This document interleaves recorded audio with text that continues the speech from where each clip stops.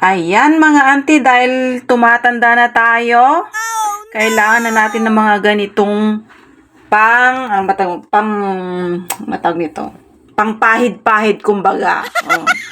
Hindi naman to kamahalan guys, mura lang siya. Ayan, yung papaya na yan is Kojic, light lang siya, at saka yung ordinary na niacinamide and moisturizing cream na Nivea at saka yung light radiant smooth.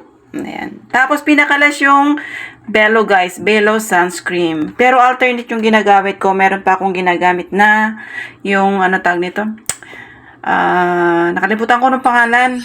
Ayan. Dahil dyan, kailangan natin yan araw-araw dahil nagkakaedad na tayo.